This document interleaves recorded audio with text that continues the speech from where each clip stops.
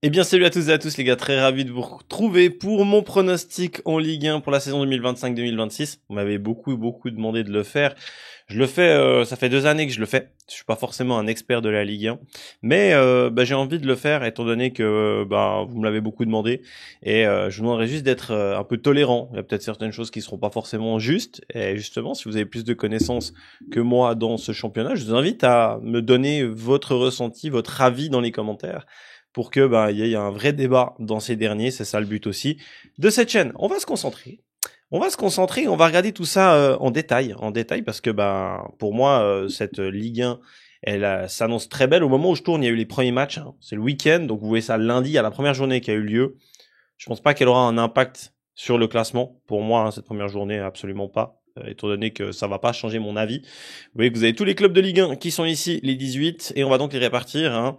C'est le même tableau que la Bundesliga. Jusqu'à la 6e place, c'est européen. Et après, en fonction des résultats de la Coupe de France, la 7e devient européenne également, si le vainqueur de la Coupe de France est déjà dans le top 6. Si j'ai pas de conneries, c'est ça aussi comment ça se passe du côté de la Ligue 1 Uber Eats. Donc, étant donné que d'habitude je commence par le bas, je trouve qu'il y a plus d'intérêt de commencer par le haut avec la Ligue 1. Parce que je trouve que le vrai intérêt sera de savoir qui va descendre. Je trouve qu'il y a beaucoup plus de qui va descendre et qui sera en train de se battre pour l'Europe. En vrai, on pourrait commencer par les deux côtés.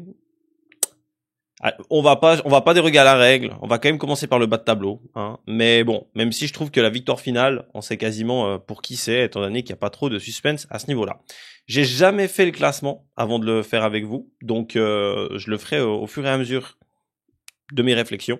Et j'essaierai bien sûr d'argumenter un maximum mon avis. Bon, on va commencer comme ça, à chaud, direct. 18e de Ligue 1, il faut que j'en place un. Il faut que tout de suite, je condamne un club. Il faut que tout de suite, j'en mette un dans la sauce. Et avec le peu d'expertise que j'ai, je sais qu'il y a un club qui a fait une saison notable et qui a su se maintenir dans les dernières journées la saison dernière.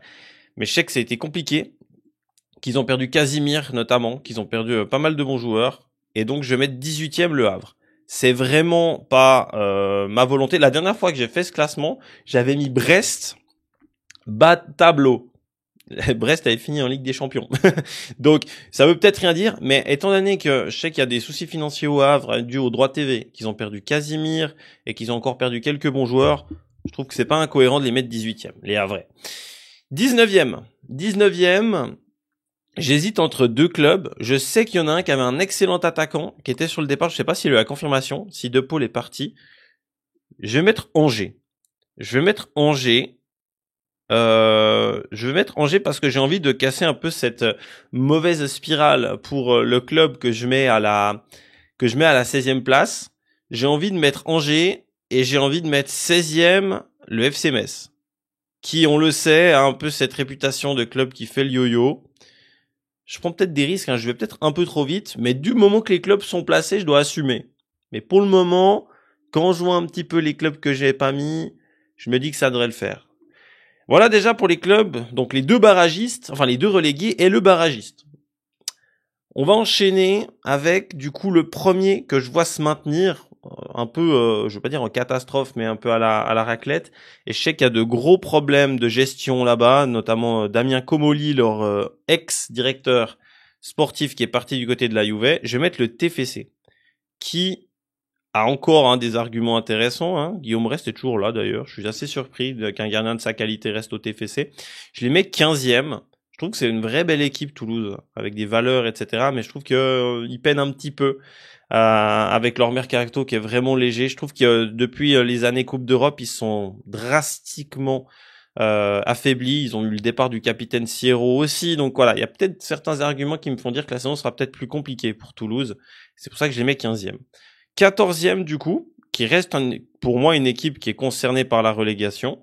Je vais mettre le FC Nantes, qui depuis bientôt quelques années, on nous dit nouveau projet à Nantes, volonté de reconstruire quelque chose d'un peu plus cohérent. Là, il y a eu les départs de Moses Simon, il y a eu les départs d'Alban Lafont, il y a eu également, qu'est-ce qu'il y a eu comme départ encore? Ils ont su garder Ablin pour le moment devant. Au moment où je tourne, il me semble qu'il est toujours là. Mais bon, on sait que c'est léger, on sait qu'il n'y a pas aussi un gros budget pour renforcer l'équipe, mais il y a une ferveur du côté de Nantes qui finalement fait sa force, et du côté de la Beaujoire. Mais je me vois pas ce FC Nantes être capable de casser un peu sa spirale. Je les vois toujours rôder dans cette zone, toujours être en danger, devoir gratter chaque point pour pouvoir sauver cette saison. Voilà un petit peu ce que je mets pour le FC Nantes. Je vais mettre le 13e. Le 13e, je vais mettre, et peut-être c'est un peu une surprise de les mettre si haut, mais je vais mettre ce FC Lorient, qui a perdu pourtant des éléments plus qu'intéressants, mais qui, pour moi, a encore suffisamment d'armes pour réussir à se maintenir, a fait le yo-yo, hein, est descendu et remonte direct. Pour moi, ce FC Lorient est intéressant, a su fait que j'ai vu qu'ils ont fait quelques bons coups, j'ai pas les noms en tête, hein, je veux pas commencer à citer des joueurs qui sont pas vrais. Je sais que le petit Croupi était annoncé partant, mais est-ce qu'il est parti finalement? Je sais que Mvogo, le gardien, devrait partir. Maintenant, je pense que le FC Lorient est quand même bien armé, était déjà très bien armé pour la Ligue 2, et je pense aura la qualité nécessaire pour se maintenir. Je les mets 13e, les Lorientais, du coup. Je vais passer, je suis un petit peu en hésitation, mais je vais passer au 12e, et je vais mettre Auxerre, qui a fait une belle saison l'année dernière, qui a su vraiment pouvoir kiffer cette année de Ligue 1, sans forcément avoir cette pression de la relégation, les Auxerrois. Je les vois pas forcément armés pour être bien plus haut. Je les vois dans un bon ventre mou du classement, sans être inquiétés, en continuant à bien travailler et en faisant ce qu'ils savent faire de mieux, c'est-à-dire marcher sur leurs valeurs. Je sais qu'il y a vraiment une atmosphère autour de la baie des Champs et autour de ses supporters, de ce petit stade. Il y a une vraie ferveur. Je pense que ils vont pouvoir continuer à marcher sur ces traces-là. 11e. 11e. J'ai toujours pas mis un néo-promu. Et je pense que je vais pas le mettre encore. 11e, j'ai envie de mettre le Stade Brestois. Qui, à l'inverse de l'année dernière, aura pas de calendrier surchargé de par la Ligue des Champions. Qui a gardé quand même énormément de joueurs de qualité. Ludovic Kajor qui a été signé pour 2 millions en provenance de Mainz définitivement. Ils ont perdu Emilson Fernandez, le Suisse. Bon, c'est pas une grande perte selon moi, mais il n'y a pas beaucoup d'arguments qui me font dire que ça va être compliqué. Sauf Bizot est parti, le portier. Donc ça, c'est quand même une perte significative. Je trouve qu'il y a quand même de la qualité. Je crois que Camara était en partance. Hein. Mehdi Camara, il y avait Nice, je crois, qui était dessus. Et finalement, je crois que j'ai rien vu passer comme quoi ça a été fait. Peut-être que je me trompe littéralement. Hein. Corrigez-moi dans les commentaires, encore une fois. Donc c'est fait que de la bienveillance, il n'y a pas de problème là-dessus. Je vais mettre les Brestois 11e, je trouve cohérent. Et on rentre du coup dans le top 10. Et dans le top 10, je vais peut-être surprendre encore du monde, mais je vais mettre l'Olympique Lyonnais, qui a gagné à Lens sa première journée. J'ai vu le résultat passer. Je mets l'Olympique Lyonnais avec les problèmes qu'on leur connaît. Ils ont dû céder pas mal de bons joueurs, Thiago Almada par exemple. Ils doivent construire un projet maintenant en étant extrêmement rigoureux sur l'aspect financier. Et c'est fini où Lyon pouvait se permettre de flamber avec des gros transferts. Je sais j'ai vu, ils ont été chercher un Danois ou un jeune d'un club danois de Bodo Glimt, je crois, un milieu offensif qui a l'air assez intéressant. Mais voilà, on est sur une recrue à 7 millions, quoi. On n'est pas non plus sur un top player. Du coup, ils ont renouvelé aussi certains joueurs qui étaient potentiellement en partance. Je parle notamment de Tagliafico qui est toujours là. Après, l'avantage de cette équipe de l'Olympique Lyonnais, c'est qu'ils vont pouvoir continuer à travailler avec des joueurs qui sont importants dans le club et qui sont importants dans le projet. Ils ont perdu Lucas Perry qui est parti à Leeds, le portier. Voilà. Il y a tout plein de petites choses qui font que, Lyon s'est affaibli. Mais Lyon est toujours là, toujours en Ligue 1. Je les mets 10e. En sachant qu'ils ont pu prendre la place de Crystal Palace en Coupe d'Europe. Il y aura quand même un calendrier qui est surchargé avec un effectif de moins bonne qualité que l'année dernière. Donc voilà, je les mets 10e. Il n'y a plus là le capitaine, le général Lacazette. Georges Mikotadze a peut-être pas répondu aussi fort que ce qu'on souhaitait l'année dernière. Il n'y a plus Ryan Cherki. Pour moi, c'est des arguments qui font que je les mets à la 10e place. Ok, on passe à la 9e. Et donc 9e, c'est pile au milieu de ce classement. Pile au milieu de ce classement, je pense que je vais quand même les mettre maintenant. Le Paris FC, qui du coup est le néo-promu que je mets le plus haut dans ce classement, qui, on le sait, a des arguments, a une puissance financière non négligeable, qui, à l'heure où je me tourne, devrait officialiser l'arrivée de Willem Goebbels, joueur notamment déjà passé par la Ligue 1, Goebbels s'est formé à Lyon, il est passé par Nantes, il n'avait pas forcément performé, il est arrivé en Suisse, il a été incroyable, il est sur un début de saison en feu, on parle de 10 millions, c'est énorme, hein. 10 millions pour un attaquant suisse qui joue en Suisse, c'est énorme, et le Paris FC a misé sur lui. Je me réjouis de voir ce que ça va donner. On sait qu'il y a des Moses Simon qui sont arrivés, il y a de vrais bons joueurs que le club parisien a su faire venir, et c'est bien sûr la vraie petite équipe qu'on va scruter. 9e pour leur retour en Ligue 1, c'est extrêmement haut. Quand je vois certaines équipes que je mets là, tu te dis waouh, il a peut-être un peu fumé micro, mais je trouve que voilà, il y a un vrai projet, on sait les actionnaires qu'il y a derrière, c'est solide. Il y a un budget aussi qui est bien plus supérieur à la plupart des clubs de Ligue 1. Encore plus pour un néo-promu. Je le mets 9e. Et du coup, je mets le 8e qui se rapproche grandement des places européennes, mais qui échoue à cet exercice-là. Je vais mettre à cette 8e place, je vais mettre le Stade Rennais, qui, alors, a vécu une saison plus que compliquée l'année dernière, qui a vécu une saison à deux visages, avec l'avant et l'après arrivée de cet entraîneur Abid Bey, qui a réellement fait de bonnes choses. Il y a l'arrivée de Rongier, il y a l'arrivée de Quentin Merlin, il y a pas mal d'anciens Marseillais qui ont fini là-bas, et je pense qu'ils ont les arguments, clairement, pour pouvoir se qualifier pour l'Europe, mais je les vois encore trop légers aussi au vu des 7 autres que j'ai pas encore mis dans ce classement. Voilà pourquoi je mets ce Stade Rennais à la 8e place. Et à la 7e place, ça veut dire que la 7e place, si je dis pas de bêtises, est qualifiable en cas de si le vainqueur de la Coupe de France est dans le top 6. Donc potentiellement une place qui est qualifiable en Coupe d'Europe, pardon. Je vais mettre, du coup, le RC Lens, 7e, qui, alors, on n'est plus sur la même génération qui avait fait le bonheur des Lensois en finant dauphin du PSG. Il y a des arrivées intéressants. Udol, il y a également Flotovin qui est arrivé. Il y a des jolis petits joueurs, mais je trouve que c'est encore un peu léger. On sait que Lens, c'est une ferveur, c'est une mentalité, etc. T'as plus les stars, t'as perdu Medina quand même. Pour moi, 7e, c'est même très intéressant.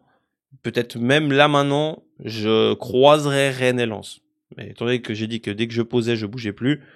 Pour moi, cette façon des équipes qui sont assez intéressantes et qui vont se battre dans cette zone-là pour essayer de gratter entre la 5e et la 8e place, ça va être très homogène pour moi. Ça va se jouer à des petits détails.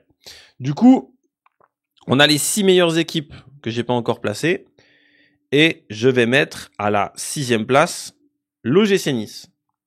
L'OGC Nice qui a échoué en se qualifiant là, a perdu contre le Benfica en barrage d'Europa League, sauf erreur, qui a perdu Guessant à Aston Villa pour une somme impressionnante de 35 millions, si je dis pas de conneries, qui a quand même de la qualité malgré tout, qui a un excellent coach, j'aime beaucoup, Franck Hez est un excellent coach.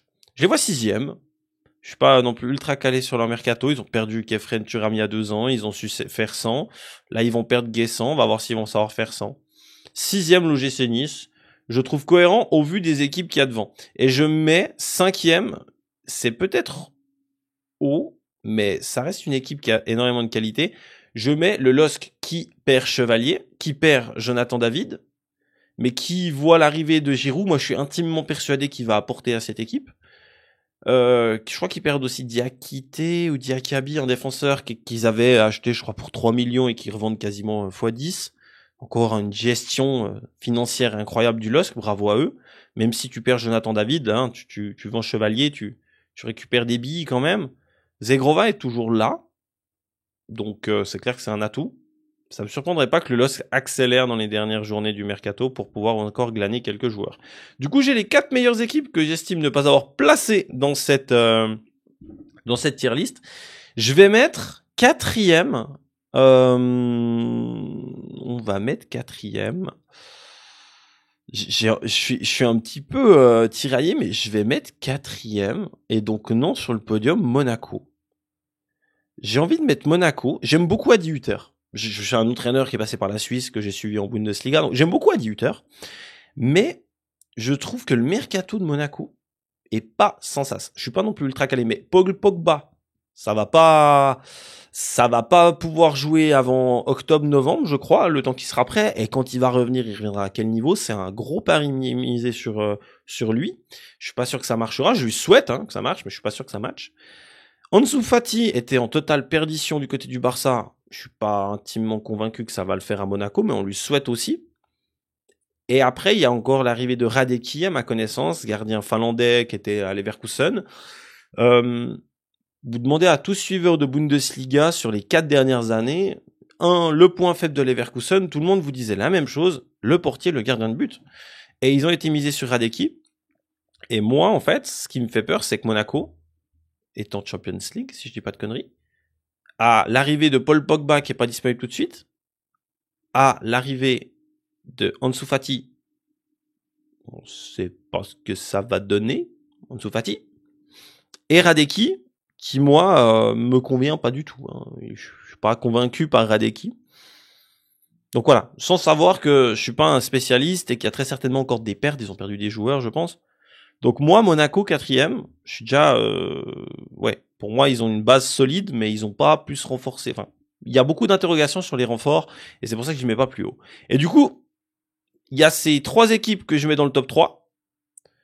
Alors, je vais mettre Strasbourg 3e et donc sur le podium parce qu'on connaît la saison de folie qu'ils ont fait.